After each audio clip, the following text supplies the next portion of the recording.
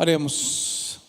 Eterno Deus, Rei da Glória, louvado e engrandecido é o teu nome para sempre. Ó Deus, depois desse tempo precioso, louvor e adoração, o qual nós temos o privilégio, Senhor, de abrir os nossos lábios e adorar-te, Senhor, apesar da nossa pequenez, Senhor, como é bom louvar o teu nome. Pai, conquanto nós creamos que o Senhor já fala conosco através da leitura da tua palavra, a partir da leitura, nós cremos que o Senhor já tem falado conosco. Mas agora esse é um momento especial, um momento em que ouviremos a ministração da tua palavra aos nossos corações, Senhor. Então clamamos mais uma vez que o Senhor use o teu servo, Senhor. Ó poderoso Espírito, terceira pessoa da Santíssima Trindade, nessa hora, Senhor, ilumina o teu servo, para que possa, de fato e de verdade, trazer verdades impactantes para os nossos corações, Senhor, de acordo com aquilo mesmo que o Senhor quer de cada um de nós. Em nome de Jesus, para a glória de Jesus que oramos. Amém. Amém. Amém, amém e amém. Como é bom estarmos aqui neste encontro pactual com o Deus do pacto, o Deus da aliança. E queremos também, no nome do Supremo Pastor da Igreja Jesus Cristo, chamar as crianças. O Supremo Pastor da Igreja também convida as suas crianças para ouvirem a pregação do Evangelho, o anúncio do Evangelho, pela instrumentalidade das nossas cooperadoras no Evangelho. O Supremo Pastor da Igreja, Jesus Cristo. E nesta noite as cooperadoras Thalita, Beatriz e Milka. Como é bom vê-las aqui. E vamos repetir sempre, papais e mamães, é o melhor lugar onde elas podem e devem estar, na presença do Senhor e com a congregação dos santos. Vamos orar por elas. Vamos orar também pelo nosso irmão missionário Eduardo. Ele é filho do presbítero César Muniz, que também é missionário. Lembram dele? Eles chegaram aqui recentemente na cidade, estão trabalhando ali no seminário Betânia, e fomos informados que se encontra internado no regional com a crise de apendicite. Então, oremos por ele, filho de uma família amada por nós aqui, muito amada por nós. Então vamos aproveitar também e orar pelo Eduardo, pela sua família, e na medida do possível, Diácono Júnior, vamos assisti-lo também para a glória do Senhor. Eu sei que a diretoria do Seminário Betânia já está dando toda a assistência, porque ele faz parte do corpo docente daquele seminário, mas é nosso dever também, como primeira igreja presbiteriana de Pedrolina, fazer também isso, com paixão e graça. Fazermos isso, com paixão e graça. Nosso Pai Celestial, rogamos a Tua bênção sobre estas crianças, e o nosso desejo é que elas conheçam e reconheçam Jesus Cristo como Senhor e Salvador das suas vidas. E elas vivam neste mundo as implicações, as consequências desse compromisso com o Senhor. E que elas olhem para nós, os adultos, e tenham-nos como referências. Que elas possam olhar para nós e enxergar em nós pessoas que de fato vivem no Senhor e para a glória do Senhor. Somos gratos pela vida de Thalita, Beatriz e Milka. Usa as tuas servas, que elas não se restringam a contar apenas histórias. Que elas contem as histórias, mas que elas possam ir além. Que elas contem a narrativa para elas, que elas possam narrar para elas, mas acima de tudo que elas atentem para que o está além, para as metanarrativas, Senhor, que apontam para o plano histórico redentivo do nosso Deus. E que tem como pessoa central Jesus Cristo. Que isso aconteça no poder e pelo poder do Espírito Santo. Oramos no nome de Jesus Cristo, dono desta igreja. Amém. Vão em paz, sejam obedientes. Tá bom? Obedientes. Muito obrigado à nossa tropa carinhosamente de elite. Eu penso que agora sobrou alguns espaços aqui, se vocês conseguirem, alguns espaços aqui, tá bom? Adolescentes queridos, eu peço um diácono aí que os conduza. E vocês podem voltar. Obrigado pela cooperação. Precisamos receber bem os nossos visitantes. nós já somos de casa. Até que um novo espaço seja construído, o projeto já está preparado, estamos agora orando. Deus é Deus. O próprio Deus está empurrando essa igreja para isso. Não está sendo nada forçado. O crescimento está sendo, de fato, do alto. Crescimento qualitativo e crescimento também quantitativo. Nós não praticamos numerofobia, não temos medo dos números, mas também nós não queremos papo com numerolatria, um crescimento a qualquer custo. Não queremos isso. Queremos o que o dono da igreja quer, um crescimento pautado nas Escrituras, qualitativo / santificação e quantitativo / evangelização, conversão. Ao Senhor nosso Deus toda a glória, e toda a igreja diz: hoje, ou melhor, doravante, uma nova série. E o título da série qual é, gente? Todos juntos? Passamos um bom tempo trabalhando a série Daniel, sendo luz nas trevas. Exposições, pregações expositivas. E passaremos agora um breve tempo com essa série, com pregações temáticas textuais. E o nosso desejo é que todos aqui cresçamos um pouco mais, amadureçamos um pouco mais, sejamos mais e mais, também pela instrumentalidade dessa série, transformados na imagem do nosso Senhor e Salvador Jesus Cristo. Nós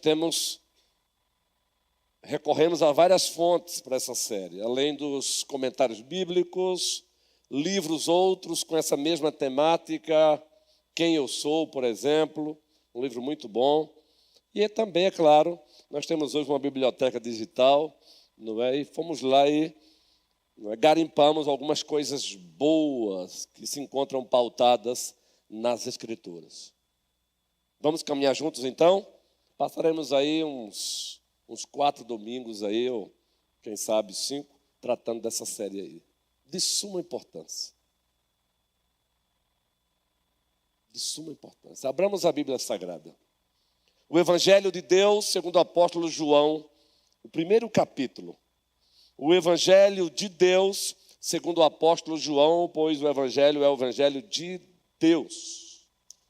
Na linguagem do apóstolo Paulo, não é de homens, é de Deus, não é, Raquel? De Deus, Acácio. O primeiro capítulo, os versículos 12 e 13. Os versículos 12 e 13.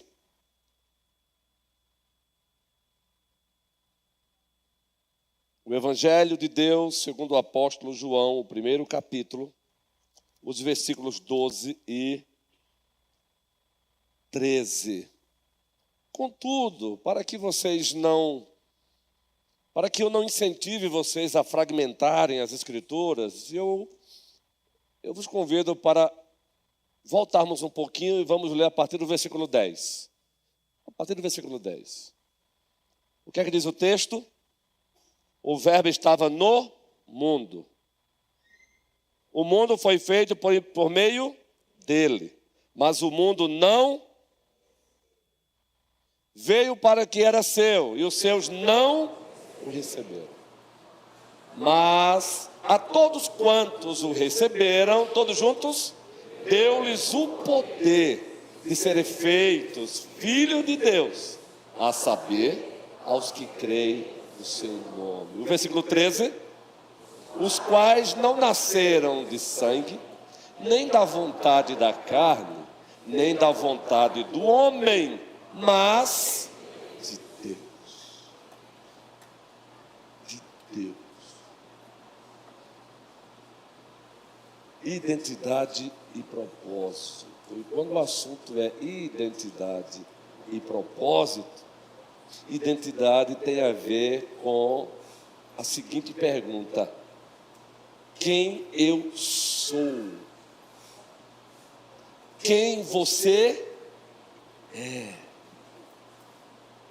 Se pedíssemos para que você agora tirasse, seja ela digital ou impressa, a sua identidade, está lá: nome, correto? filiação, pai, mãe. Teremos também naturalidade e também nacionalidade, correto? Essa é a nossa identidade como brasileiros. Está lá, nome, filiação, pai e mãe, naturalidade, fazendo referência à cidade onde nascemos, o município, e a nossa nacionalidade. Então, identidade tem a ver com esta pergunta: quem eu sou? Falando no singular e no plural, quem nós somos. E para responder a essa pergunta, necessário se faz primeiro respondermos a uma outra pergunta. Quem tem autoridade para definir quem eu sou? Quem tem autoridade máxima, absoluta, infalível, inerrante, supracultural, suprauniversal, para dizer quem eu sou? Então, para que a primeira pergunta seja respondida bem, precisamos responder, ou precisamos dar resposta para a segunda pergunta, carinhosamente, meninas. Quem tem autoridade, Acácio? Léo, para dizer quem eu sou, para dizer quem você é. Quem tem autoridade máxima, absoluta, incomparável?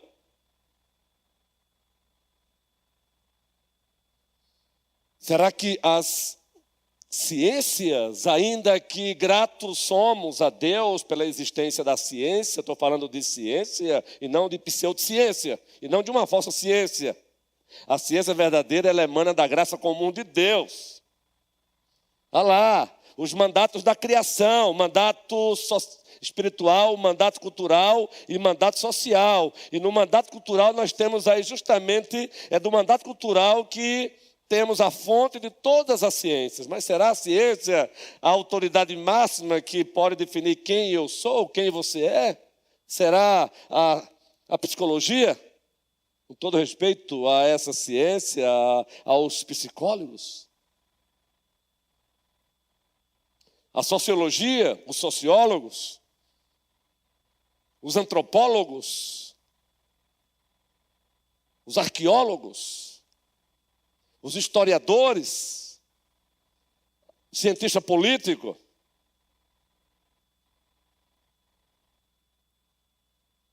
a filosofia, as ideologias.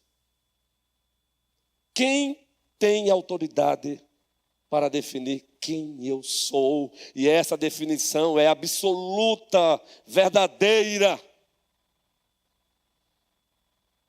Pois temos, pós-queda, algumas propostas de alguém que ousa dizer quem somos. Nós encontramos alguns cientistas, ou até filósofos, tentando se apresentar como autoridade, nos mostrando as suas credenciais acadêmicas, e em virtude disso ousam dizer para mim, para você e para nós, e muitos têm adentrado nessa e bebido isso aí.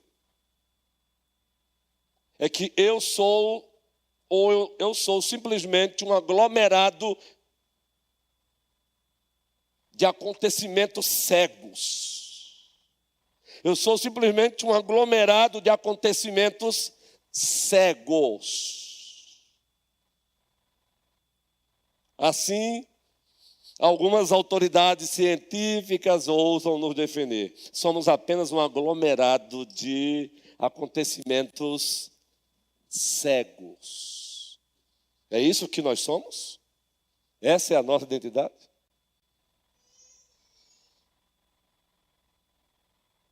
Os materialistas, com as suas muitas ramificações, que ousam dizer que o que existe é apenas aquilo que o olho vê e nada mais do que isso. Com todas essas ressalvas, para não colocarmos palavras nas suas bocas, não cometemos aqui injustiça, mas muitos deles ousam dizer que também nós não passamos de um aglomerado de conexões e desconexões, ações e reações químicas, e não passamos disso. É isso que você é? Entenderam? De um lado temos alguns que dizem, não, o ser humano não passa de uma aglomeração de acontecimentos cegos.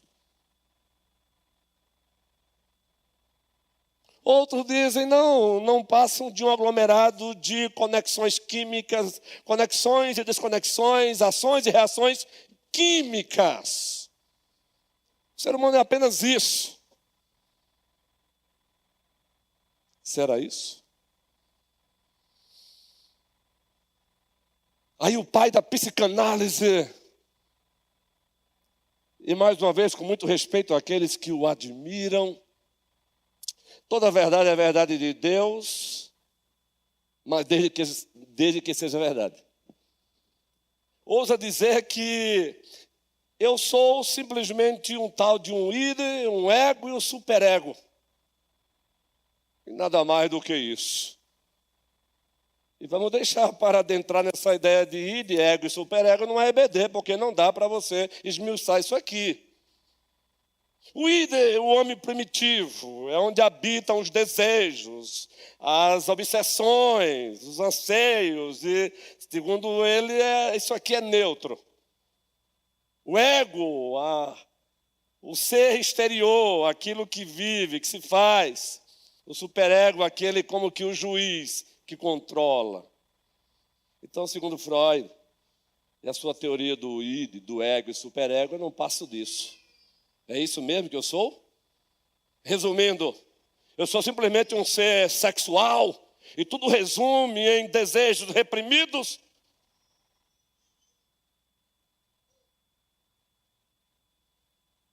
Eu sou um peão do universo, fatalista, a mercê do fatalismo. Somente isso?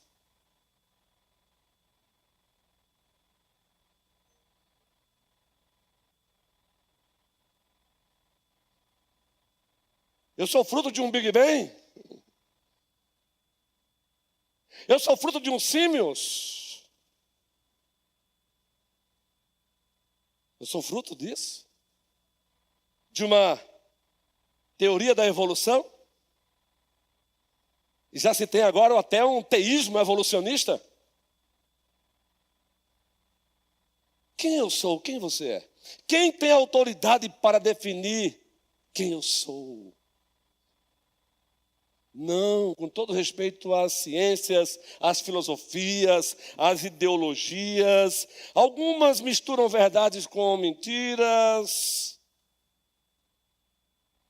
mas quem tem autoridade para definir quem eu sou e quem você é, a resposta está em Jeremias, o 1º capítulo. Abra a sua Bíblia e depois vamos para Gênesis.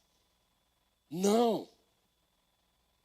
Eu não sou uma reencarnação, como diz uma versão do Espiritismo. Eu não sou uma reencarnação de alguém que viveu num passado e porque cometeu falha, precisa ser melhorado, então precisa você se reencarnar. Para continuar no processo de aperfeiçoamento. Não. Será isso? Então, Jeremias, o 1º capítulo, vejam o que é que diz a palavra do Senhor e calma que vamos voltar para João, tá bom? Aqui não tem essa de ler o texto, sair do texto e nunca mais voltar. Contudo, nós não nos deixamos ser atrofiados por camisa de forças. Então vamos lá, Jeremias, o 1º capítulo. Quem tem autoridade para dizer quem eu sou, quem você é? O Então, essa pergunta tem que ser respondida para que a primeira também receba uma resposta verdadeira. Jeremias, no primeiro capítulo, logo o primeiro versículo. Vamos lendo aí? Eu estou com a NAA, então eu vou ler a Almeida atualizada, que é melhor, senão eu confundo vocês. Palavra de Jeremias, todos juntos. Filho de Ilquias, um dos sacerdotes que estavam na terra de Benjamim. A ele veio a palavra preste bem atenção, está todo em maiúsculo. Uma recomendação bem simples. Você não precisa necessariamente dominar grego ou hebraico ou aramaico para entender que quando o tradutor traduz do hebraico para o grego, Senhor, é porque lá no hebraico é o tetagrama. Os quatro caracteres em hebraico para o que Deus disse para Moisés: eu sou o que eu sou. Então está aí, então ele traduz todo em maiúsculo, Senhor, ou seja, o eu sou, o Senhor da aliança, o Senhor do pacto. A ele veio a palavra do Senhor nos dias de Josias, identificação histórica, filho de Amon, rei de Judá, no 13º ano do seu reinado. E a leitura continua. E também nos dias de Joaquim, filho de Josias, rei de Judá, até ao fim do ano 10º de Zedequias, filho de Josias, rei de Judá, e ainda até ao 5º mês do exílio de Jerusalém. A nossa fé não é uma fé contra a história, é uma fé histórica. Ela se manifesta no tempo e no espaço. Prossigamos a leitura. Agora começa aí. Quem tem autoridade para dizer quem eu sou? Não são os cientistas com todas as suas ramificações, muito menos Freud com o seu id, ego e superego, mesmo respeitando. Não são os materialistas dizendo que eu sou apenas um aglomerado de conexões, desconexões, ações e reações químicas e nada mais do que isso.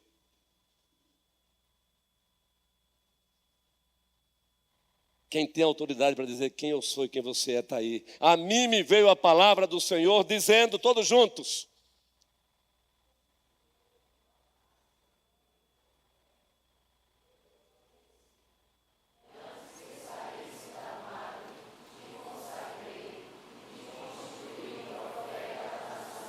antes que eu te formasse no ventre materno, eu te conheci. Antes que te formasse no ventre materno, eu te conheci. Preste bem atenção. Eu te conheci. Essa é a primeira parte. E sabe por quê? Ele diz que antes que eu te formasse no ventre materno. Quem formou Jeremias no ventre materno? O Senhor da aliança, o Senhor do pacto. É Ele quem tem a autoridade máxima, absoluta, para dizer quem eu sou, quem você é. E não a psicologia, com todo respeito a ela. E não a psicanálise, com todo respeito a ela. E não o sociólogo, com todo respeito. A sociologia, o sociólogo, com todo respeito a ele. E não o antropólogo, com as suas antropologias, com todo respeito a ele e a ciência. Não. Não são as filosofias, seja existencialismo, niilismo e tudo mais que emana aí do pensar. Quem determina quem eu sou, quem você é Deus. Ele disse: antes que eu te formasse no ventre da tua mãe, eu te conheci, porque antes de formá-la no ventre da sua mãe, Ele o idealizou, Ele o decretou a sua existência antes da fundação do mundo.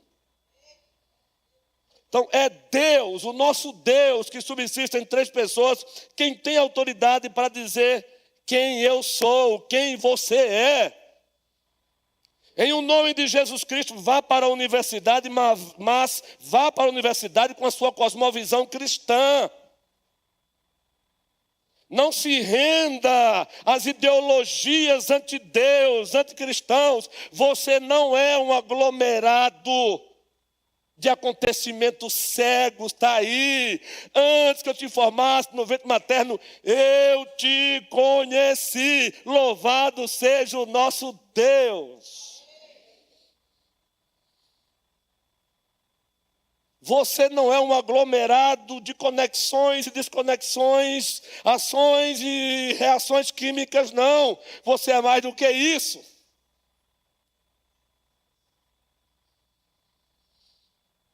Em o nome de Jesus Cristo, mulheres, homens. Primeira Igreja Presbiteriana de Petrolina, nós somos uma igreja de tradição bíblica e reformada. E quando falamos que somos uma igreja de tradição bíblica e reformada, se apresentar como uma igreja reformada é sinônimo de uma igreja apegada às Escrituras. Uma igreja que não apenas diz sola a Escritura, somente a Escritura, mas ela também diz toda a Escritura. Toda a Escritura é a nossa única regra de fé e prática. É Ele quem diz quem somos. Quem você é.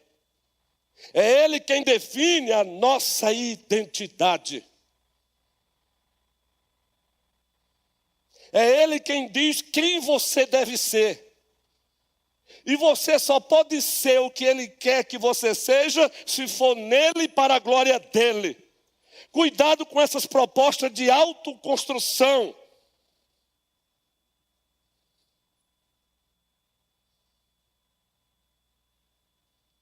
A autoridade máxima da primeira igreja presbiteriana de Petrolina é Deus, o Pai, o Filho e o Espírito Santo. E manuseando aqui um dos nossos manuais de doutrina, elaborado com base na Escritura, o que nós chamamos de Confissão de Fé de Westminster, é o primeiro capítulo, o último parágrafo. Tiago, será que seria possível, você falou que havia baixado aí, o primeiro capítulo da Confissão de Fé de Westminster, apenas o último parágrafo, o 10. O parágrafo 10 da nossa Confissão de Fé de Westminster. E atentem para isso aí, por favor. Observem a riqueza desse documento. Observem a biblicidade desse documento. É nosso.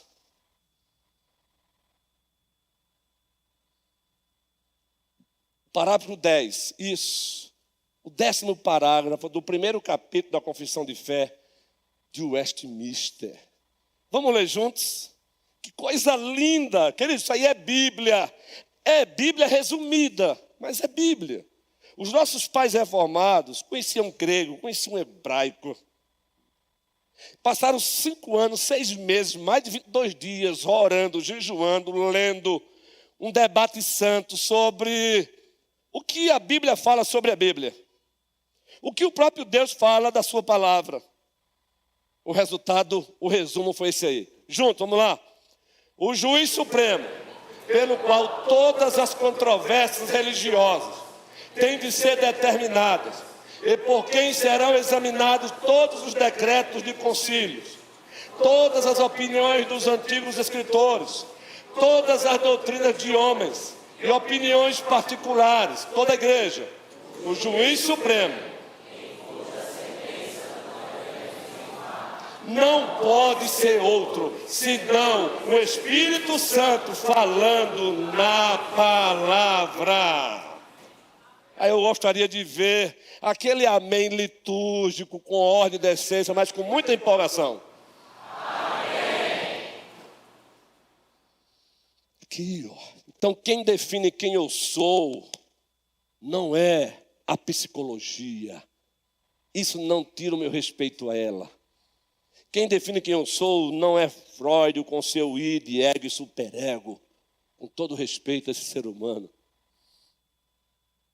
Não são os filósofos, os nihilistas, existencialistas e tantos istas aí que não têm respaldo da Escritura. Quem define que você é moço e moça, a linguagem aqui do baiano, é Deus. Não tenha medo disso.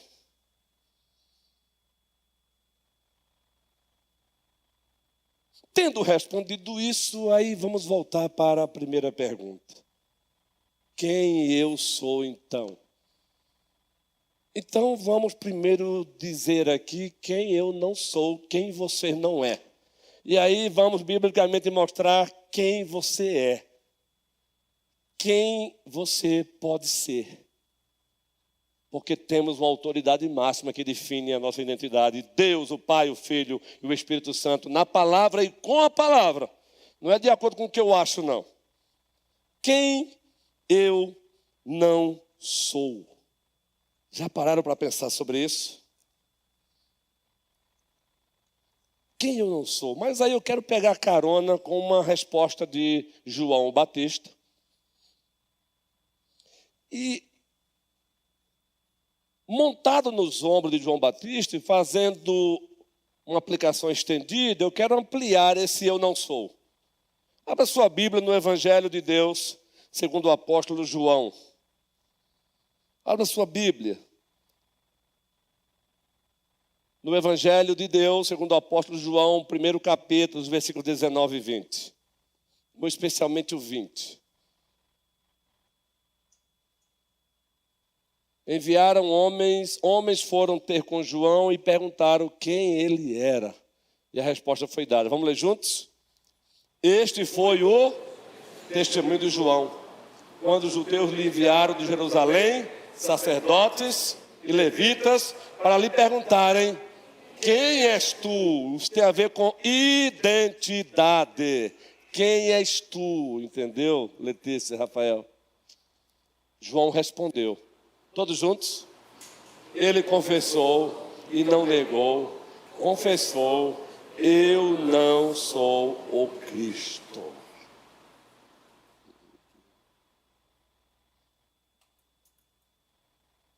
Precisamos ter ciência do que somos, mas também do que não somos.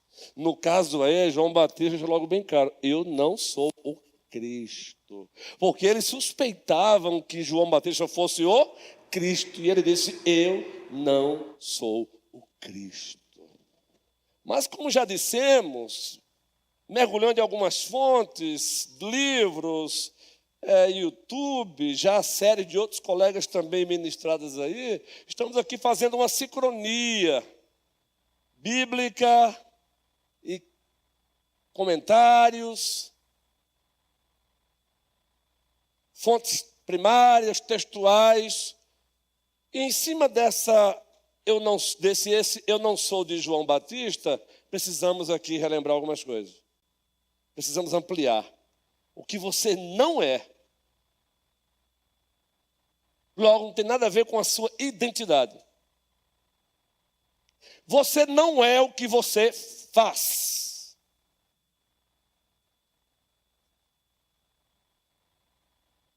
A sua identidade não depende do que você faz. E é por isso que muitas vezes pecaminosamente ousamos tratar o outro com deferência, porque olhamos para ele e o encaramos pelo aquilo que ele faz, e não pelo aquilo que ele é, sua identidade. É por isso que muitas vezes acepções de pessoa, porque olhamos para o outro, enxergamos a identidade dele naquilo que ele faz. Então, se você está diante de um pedreiro, então para você ele é aquilo, um pedreiro. E olha, e um pedreiro na concepção mercadológica, acadêmica, muitas vezes pecaminosamente olhado com desprezo, não é? Para a nossa tristeza. Mas se eu estou diante de um juiz, um magistrado, aí entra a minha deferência. Para o pedreiro, nem o meu olhar foi atento, porque é um pedreiro, mas é o magistrado, é o juiz. Vejam como isso nos leva até a pecar. Não! Você não é o que você faz, ainda que tenha sua importância, mas você não é o que você faz. Você não é, eu não sou o que eu possuo. Eu não sou o que eu possuo ou deixo de possuir. Eu não sou os meus bens, eu não sou os meus carros, eu não sou a minha poupança. Ou eu não sou o carro que eu não tenho, a casa que eu não tenho, a poupança que eu não tenho. A minha identidade não está condicionada a isso. Por favor, em o nome de Jesus Cristo, entenda. Ainda que essas coisas tenham seu lugar, pois a Bíblia diz que se eu tenho, foi Deus que me deu. Então a Ele toda glória. Mas a sua identidade não está condicionada a isso, não tem nada a ver com isso. É por isso que as pessoas se frustram na vida, se decepcionam na vida e começam a avaliar o outro pelo que possui ou não possui. Eu lembro que, estando na Luz e Vida, livraria famosa em Recife, quando lá moramos por 12 anos na Grande Recife, e um pastor amado de Deus, batista, eu não o conhecia, até então eu não o conhecia, mas ele percebeu que eu exercia o ministério pastoral presbiteriano, e graças a Deus, como nós os presbiterianos usufruem desse respeito, não é? Aí eu notei que ele já chegou assim, como que se sentindo intimidado. E fez a seguinte pergunta. Aliás, primeiro ele disse assim: eu sou pastor de uma igrejinha lá no bairro, parece que Torrões, negócio assim. Mas assim, sabe que alguém quase que se escondendo? E o senhor pastoreia onde? Qual a sua igreja? Qual o tamanho da sua igreja? E aí, carregado de compaixão por aquele meu colega de ministério, eu disse: me permita uma coisa.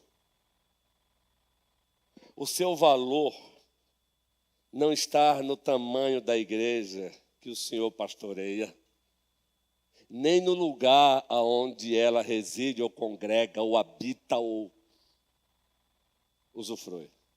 Ele já olhou assim e foi tirando um peso das costas dele. E outra coisa, o valor da igreja não está no tamanho que ela tem, no poder aquisitivo que ela usufrui. Não está se ela é presbiteriana, batista ou congregacional. O valor da igreja está no fato de que ela é de Cristo. Ela pertence a Cristo. O valor da igreja é Cristo nela, com ela e para o bem dela e para a sua própria glória. E aquilo foi como que tivesse tirado dele um peso.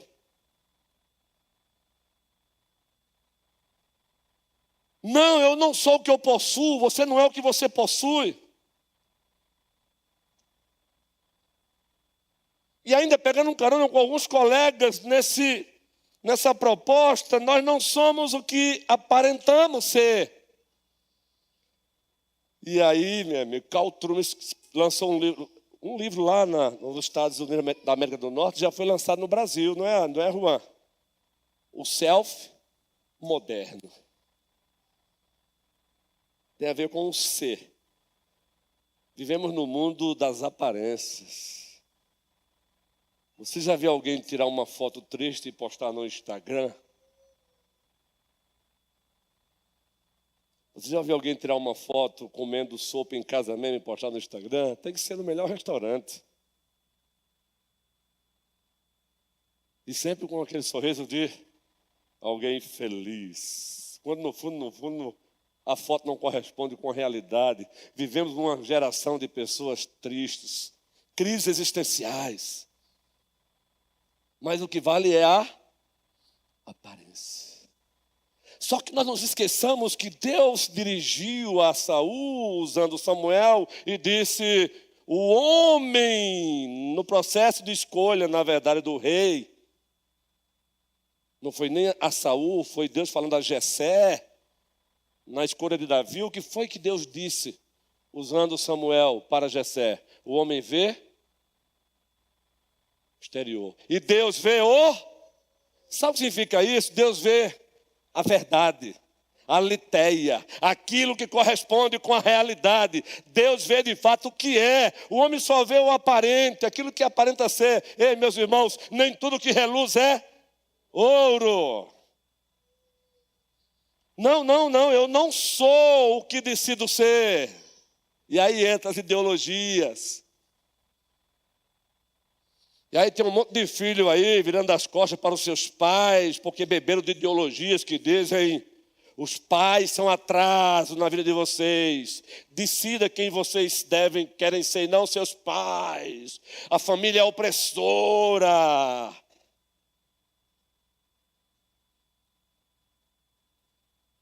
Eu não preciso dar o nome à ideologia não, né? O negócio de pai e mãe é patriarcalismo. Agora vai ver os jovens que estão vivendo debaixo dessa ideologia. Olha para o semblante deles. Vejam a vida deles. Desastre total. Destruição. Autoanulação. Não, eu não sou o que aparento ser, o que decido ser. Você também não. Não somos o que os outros dizem. Não somos. Pois a cultura contemporânea, ela propõe que a tua identidade tem a ver com o que você sente. Então eu sou o que eu sinto ser. Não. Pois a cultura contemporânea diz que você pode ser o que você deseja ser. Também não. E muito cuidado, com todo respeito a eles, quando eles ficam apenas no seu cantinho, quando eles fazem apenas o que devem fazer, mas quando eles ultrapassam o cantinho deles e ousam fazer o que não deveriam fazer, que são alguns coaches. Então, muito cuidado com essas frasezinhas de impacto de alguém que, para massagear o seu ego, diz: você pode ser o que você deseja ser. Não, você não pode ser nada, a não ser que Deus queira e defina. Quem define quem você é ou deve ser não é coach, nem mesmo este que vos fala, mas é Deus na sua palavra. Então, cuidado com pregação coach, massageamento de ego. O resultado disso é uma geração frustrada, zangada com Deus. Ei, Deus não coloca o selo dele em mensagem que não veio dele, mas que os homens ousam pregá-las como se dele fosse. E aí, alguns passam por aí lotados. Você pode ser o que você quer. E aí bota o nome de Deus no meio. Agora ninguém quer ser João Batista, não é? E nem quer ter o destino de João Batista temporariamente. Qual foi o destino de João Batista? Só você sabe o que foi que Deus disse para ele sobre João Batista? Ele será grande aos olhos de Deus. Mas ele será, Denise, grande aos olhos de quem? Ele não seria grande aos olhos da elite israelense. Não.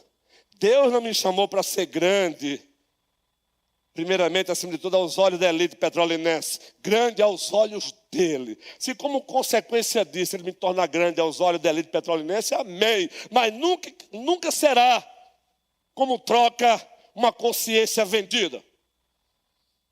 Bajular, beijar os pés. A cultura contemporânea ante Deus diz que você pode decidir ser o que você quer ser. Não. A autoridade máxima que define quem você é diz o contrário disso. Então, quem você é? Quem eu sou? No aspecto geral, envolvendo toda a humanidade. Primeiro, Gênesis, no primeiro capítulo. Você é um ser humano, criado de modo especial, à imagem e semelhança de Deus. Parte daí a minha, a sua, a nossa identidade. E aqui no aspecto geral, porque já eu irei para o aspecto particular, histórico redentivo. Gênesis, o primeiro capítulo, os versículos 26 e 27. O que é que diz a Bíblia? Não. Eu não sou um amontoado de acontecimentos cegos. Eu não sou um amontoado de conexões e desconexões, ações e reações químicas. Não, eu não me resumo aí de ego e superego, não. Olha o que eu sou. Começa aí a minha identidade, a sua identidade. No aspecto geral envolve toda a humanidade, apesar da queda. Vamos ler juntos? Também disse: façamos o homem a nossa imagem. Tenha ele domínio sobre os peixes do mar, sobre as aves dos céus, sobre os animais domésticos, sobre toda a terra e sobre todos os que rastejam pela terra. O 27. Todos juntos. O versículo 27. Criou Deus, pois, o homem à sua imagem. A imagem de Deus o criou. Homem e mulher os criou. Então essa conversazinha de que o homem é um animal racional, não. Nós comungamos de algumas substâncias que são encontradas na terra e no animal, mas há uma grande diferença entre você e um cão, você e um pet. O cão não foi feito à imagem de Deus, apenas você. E não foi você quem decidiu que seria a imagem de Deus. Deus decidiu isso antes da fundação do mundo. O ser humano é portador da imagem de Deus. Querido, o ser humano é coroa da criação de Deus. E sabe onde é que está a importância do ser humano? Na imagem de Deus nele. É aí que começa a nossa identidade. Não tem nada a ver com o que eu faço, com o que eu possuo, com o que eu aparento ser, com o que eu experimento, com o que eu decido ser. Não tem nada a ver com o que os outros dizem, e sim com aquele que é a minha, a tua, a nossa autoridade máxima, Deus, o Pai, o Filho e o Espírito Santo. Então, cuidado com o que você está assistindo aí no YouTube, por favor. Cuidado com os gurus. Cuidado.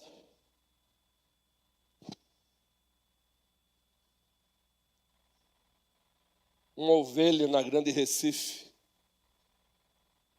procurou um psicólogo, e aqui, por favor, fazer uma ressalva. Há psicólogos como há pastores e pastores, igrejas e igrejas, juízes e juízes, professores e professores, pedreiros e pedreiras, mestres de obras, secretária do lar e secretária do lar, por favor. Mas ela a procurou, eu já vim acompanhando ela também em aconselhamento pastoral. O que fazemos aqui era o mesmo jeitinho lá. 4 horas da tarde estava lá na igreja. E era tão distante que eu morava, viu, a casa pastoral atrás do templo. E Jade disse: menino, 4 horas da tarde, o culto é de 6, mas não adianta, gente, algo que está impregnado não sai não, e amém. Um dia o Senhor me recompensará. E eu não estou fazendo isso para barganha com o Senhor. Aí ela foi ao psicólogo e voltou ao aconselhamento pastoral. Pastor, você não acredita o que o psicólogo me propôs? O que foi? Ele disse que o meu problema é desejos reprimidos. Então o que eu precisava mesmo era sair, namorar. E aqui eu não vou nem explicar esse namoro que ele escreveu para ela, né? Namorar. E tem um monte de cristão dentro da igreja bebendo de um conselho diabólico desse. Não. O que você precisa não é de namorar. Você precisa do Deus que te criou. Você precisa é dele. Namorar em consequência com uma mulher só e que te leve ao casamento. Ao Senhor toda a glória. Namoro não é do diabo, mas namoro com uma mulher só. Namoro para casar. Sexo no namoro é pecado sim, é fornicação. Eita lá. Se alguém estivesse aqui, eu diria amém. Não. Esta igreja tem crescido baseado nas Escrituras, vai continuar assim. Não tem crescimento a qualquer custo. As ovelhas do Senhor ouvirão a sua voz. Se você está aqui porque o Senhor está chamando você para ser ovelha dele nesta noite, atente, você não está aqui por obra do acaso. Você não está aqui por um fatalismo. Alguém pode ter te convidado, mas acima de tudo, o Supremo Pastor, se você é dele, ele jamais vai abrir mão de você. Entenderam isso? Só que aí entrou a queda. Gênesis 3. E os nossos catecismos maior e menor dizem que a queda dos nossos pais, Adão e Eva, conduziu toda a humanidade a um estado de pecado e miséria. Daí o escritor aos Romanos diz: todos pecaram e destituídos estão da glória de Deus. Mas aí, meus irmãos, a Bíblia diz que Deus amou o mundo de tal maneira, Janai, a ler, que deu toda a igreja.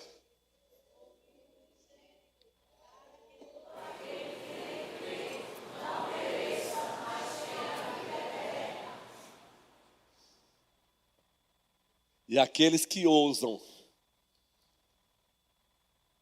as ovelhas que ouvem a sua voz, ele dizendo: vinde a mim, todos vós que estáis cansados e sobrecarregados, e eu vos aliviarei. Tomai sobre vós o meu jugo, e aprendei de mim que sou manso e humilde de coração, e encontrarei descanso para vossas almas. Esses passam a viver nele, a estar nele, unido a ele. A doutrina da união com Cristo é bela, é maravilhosa. E esses que passam a viver em Cristo, a estar em Cristo, unido a Cristo, recebe agora na sua identidade algo extraordinário. E apenas esses que estão em Cristo passa a fazer parte agora da sua identidade algo extraordinário. É aquilo que rompe com o sentimento de orfandade existencial e espiritual. O que tem de gente se sentindo órfão não é brincadeira, mesmo com pai e mãe biológico. É órfão de amigo, é órfão de amiga, é órfão de namorado, é órfão de namorada, é órfão de ser pai ou ser mãe, ser filho ou ser filha. É órfão, é uma orfandade de todos os tipos. Não pense você que é só o órfão biológico que tem no mundo hoje, não. É um sentimento de orfandade. Mas se você está em Cristo, volte para João, o Evangelho de Deus, primeiro capítulo, versículos 12 e 13. Passa a fazer parte da sua identidade. Sabe o quê? Ser filho amado do Deus Pai. Ser filho do único Deus que subsiste em três pessoas, o Pai, o Filho e o Espírito Santo. Vamos ler esse texto. Mas a todos quantos o receberam quem? Receberam Jesus, a segunda pessoa da Santíssima Trindade, plenamente homem, plenamente Deus, numa só pessoa, morte substitutiva, ou seja, obediência passiva. Ele sofreu as penalidades dos eleitos sobre si. Ele bebeu o cálice da ira de Deus, mas, mais do que isso, obediência ativa. Ele obedeceu perfeitamente a lei de Deus no nosso lugar, adquirindo mérito. Daí aqueles que estão nele e que o recebem o que, gente? Deu-lhes o poder. Toda a igreja, a saber, aos que creem no Senhor. Aí nós temos a doutrina da adoção, aí nós temos a doutrina do novo nascimento, aí nós temos o ser filho por adoção, legalmente, aí nós temos o ser filho por novo nascimento. Observem o versículo 13, no 12 por adoção, no 13 por novo nascimento, os quais não nasceram do sangue, nem da vontade da carne, nem da vontade do homem, mas de Deus. Você sabe o que é isso? Sabe qual é a nossa identidade? Para aqueles que estão em Cristo, nós estamos em Cristo. Se você não está em Cristo, hoje é o dia de você estar nele, pela graça dele, no poder, pelo poder do Espírito Santo, pautado nas Escrituras, no Evangelho. Você recebe o privilégio legal de ser filho de Deus. Eu quero que você entenda isso. Será que você entende, você que é cristão, o que é ser filho de Deus? Essa é a tua identidade, meu irmão. Você entende o que é isso? Quem é o Filho eterno de Deus? Jesus. E pelo que Ele é, pelo que Ele fez, Ele te deu direito. Ele fez de você, você que está nele, filho de Deus. Quando a segunda pessoa da Trindade armou a sua tenda entre nós e veio ao mundo, no processo de batismo, Mateus 3, qual foi a voz que ele ouviu? Ele ouviu primeiro sobre a sua identidade. Este é o meu filho amado, em quem eu me comprazo. Este é o meu filho amado, nele eu tenho prazer. Agora preste bem atenção, moço. Preste bem atenção, moça. Preste bem atenção a você que nos visita nesta noite. Estamos alegres demais com a vossa presença. Você que está em Cristo verdadeiramente, o que o Pai disse da segunda pessoa da Santíssima Trindade, Filho eterno, paternidade eterna. Se você está no Filho Jesus Cristo, Ele agora diz o mesmo de você. Ele olha para o presbítero Humberto e diz: esse é meu filho amado em quem eu me comprazo. Sabe por quê? Porque Humberto está em Cristo. Porque o presbítero César está em Cristo. Porque o presbítero Clécio está em Cristo. Porque o presbítero Moisés está em Cristo. Porque os pastores Renato e Abraão estão em Cristo. E porque João, Luciana, vocês estão em Cristo. Letícia, guarda essa aí.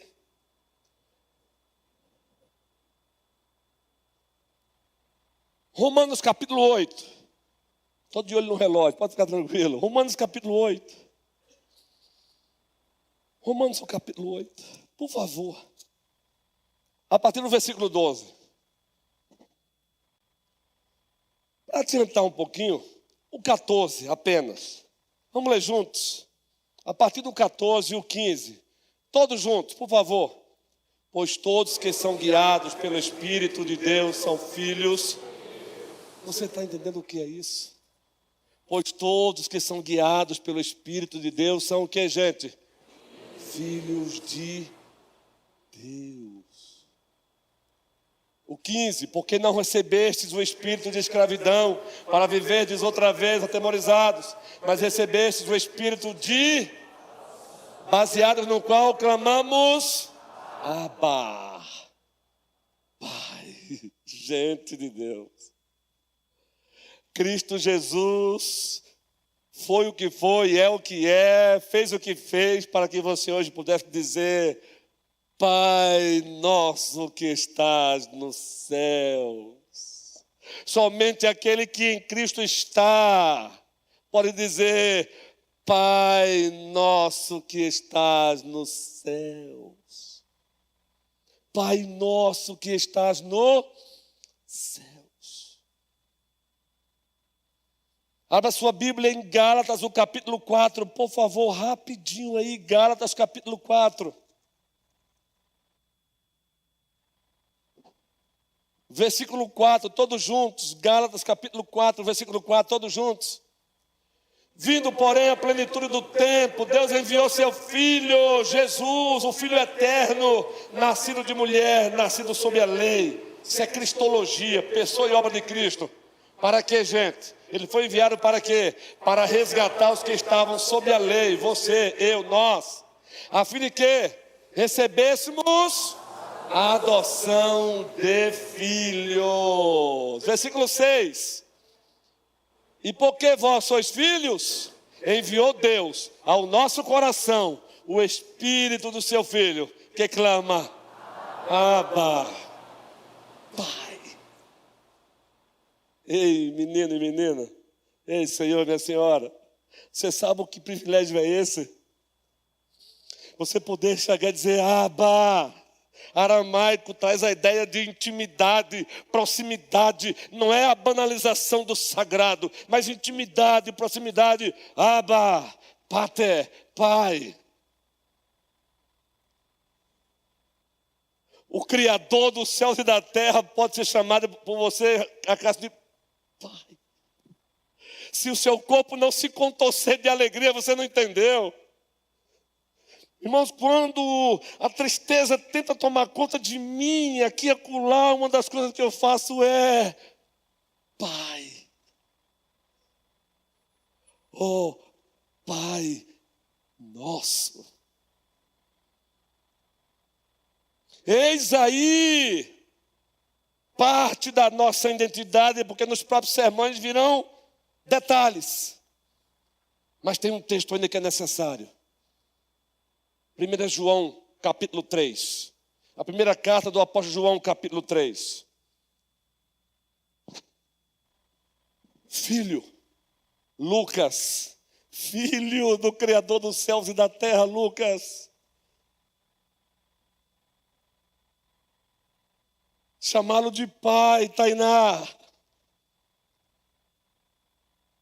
Larissa, Gil, Erasmo e o filhão que está ali, ó, o filho da aliança.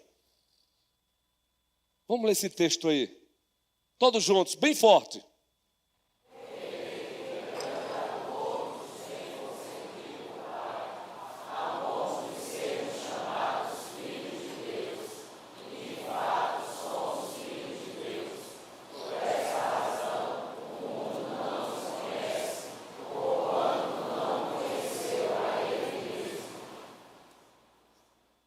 Vede que grande amor nos tem sido concedido, Pai.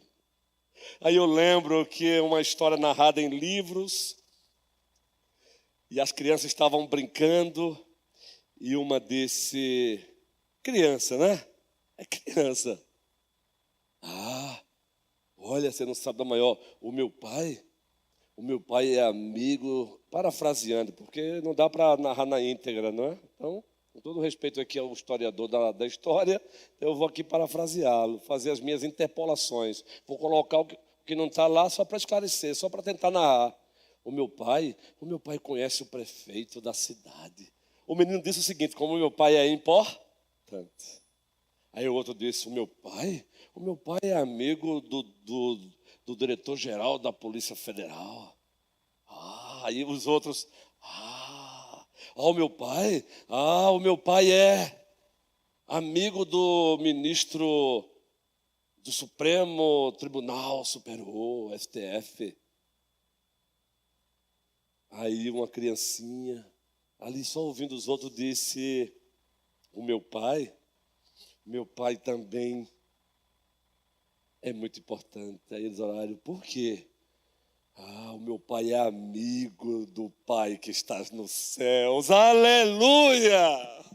Louvado seja o Senhor. É preciso ter essa consciência. Eis aqui a minha identidade. É com essa consciência que eu vou comparecer diante de pobre ou rico e olhando nos seus olhos, porque eu sou filho do Pai que estás nos céus. Sem complexidade de inferioridade, sem complexo de inferioridade, sem complexo de superioridade, porque só tem um que é Deus e ninguém mais é ou será, é o Pai, é o Filho e é o Espírito Santo. Está aí um remédio para tirar você das crises existenciais. Agora é preciso estar em Cristo. É preciso estar em Cristo. Isso requer arrependimento e fé e arrependimento, conversão.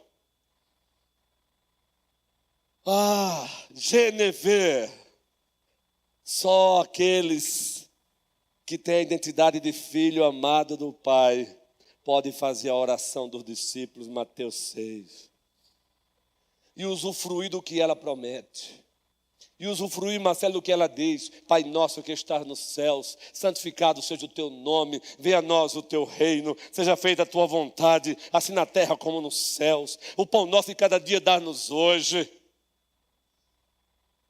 Perdoa as nossas dívidas, assim como temos perdoado aos nossos devedores.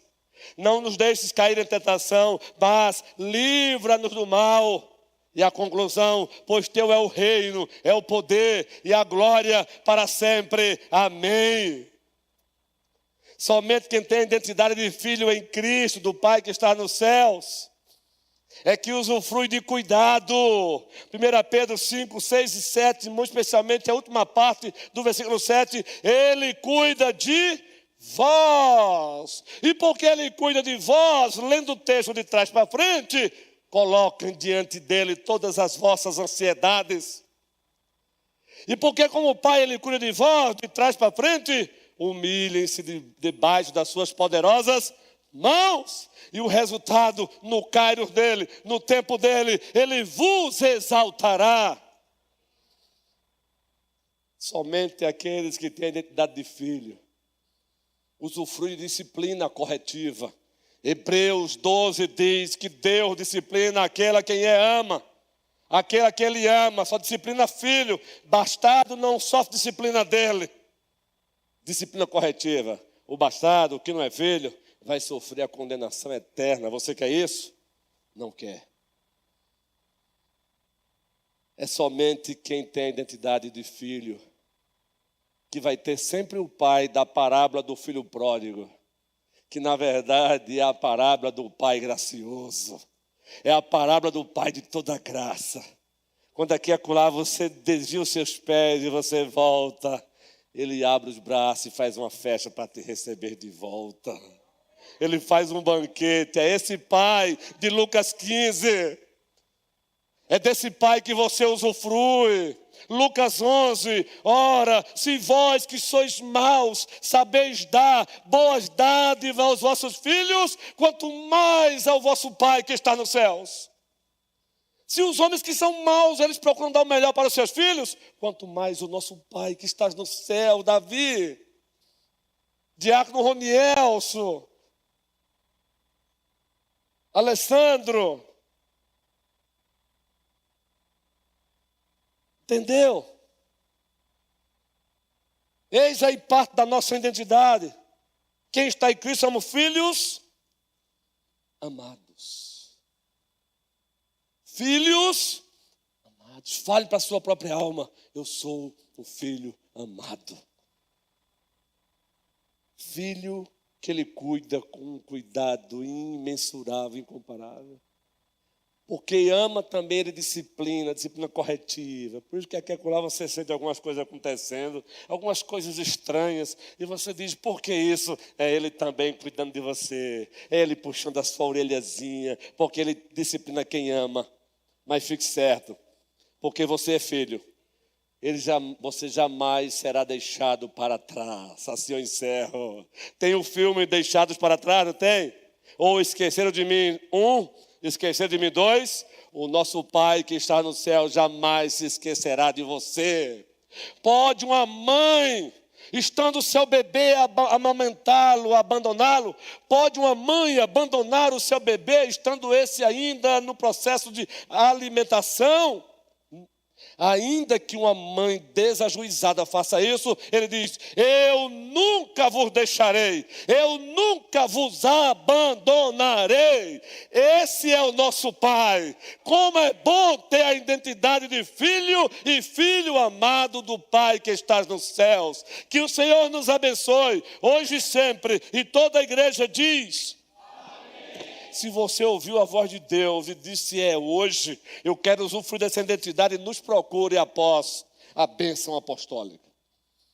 Mas se você estiver tão inquieto, que você está esperando que eu diga: eu quero me manifestar, então é aqui e agora. Enquanto estiver cantando, é só você dizer: pastor, sou eu. Eu quero usufruir disso. Eu quero ter essa identidade. E é preciso estar em Cristo. Então você vai correr para Cristo e vai receber dele o direito de ser chamado filho de Deus.